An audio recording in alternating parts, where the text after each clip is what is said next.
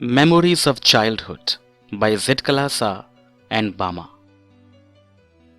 इस पाठ में दो लेखांश हैं जो दो विभिन्न लेखिकाओं के द्वारा लिखे गए हैं।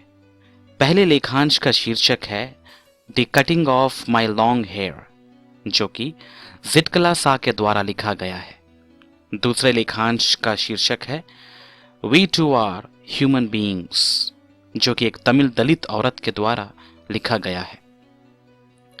इन दोनों लेखांशों में लेखिकाएं अपने बचपन के पीड़ाजनक अनुभवों का वर्णन करती हैं, जब उन्हें केवल इसलिए अपमान का सामना करना पड़ा क्योंकि वे किसी पिछड़े हुए कबीले या समुदाय से संबंध रखती थीं। जिटकलासा आदिवासी अमेरिकियों के एक कबीले से संबंध रखती थी। यह एक योद्धाओं का कबीला था तथा लंबे भारी बाल रखना उनकी एक परंपरा हुआ करती थी। केवल ऐसे योद्धा जो बंदी बना लिए जाते, उनके बाल गर्दन पर से काटकर बहुत छोटे बना दिए जाते थे। छोटे बाल वे लोग रखते थे जो किसी शोक में हो, और गर्दन पर से ऊपर को कटे हुए बाल कायरों के होते थे। जब जिटकलासा को एक स्कूल में दाखिल करवाया गया तो वहां के गोरे कर्मचारियों ने पहले ही दिन उसके बाल जबरदस्ती कटवा दिए। इस लेखांश में लेखिका अपनी उस पीड़ा को व्यक्त करती है जब उसने अपने सुंदर लंबे बाल खो दिए। उसे दिलासा देने के लिए वहां कोई नहीं आया। स्कूल में सभी अन्य बच्चों के भी बाल कटे हुए थे। अब वह स्वयं को अनेकों जानवरों में से एक महसूस करने लगी जिन्हें कोई चरवाहा हाके जा रहा हो।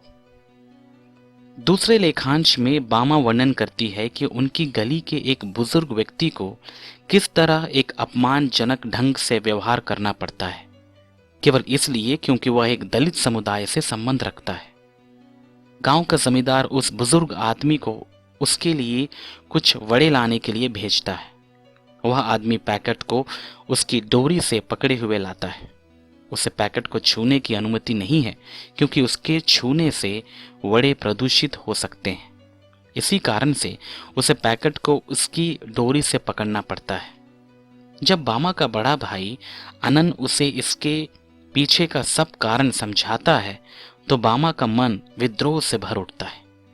हमें क्या जरूरत है कि हम इन लोगों के लिए चीजें उठाकर लाते फिरें। हमारा इतना प्रतिष्ठित बुजुर्ग विनम्रता पूर्वक दुकानों पर जाता है, खाने को कुछ लाता है और इसे आदर पूर्वक झुकते हुए सिकुड़ते हुए इस आदमी को पकड़ा देता है जो मात्र वहां बैठा रहता है और इसे अपने मुंह में ठूंसता रहता है।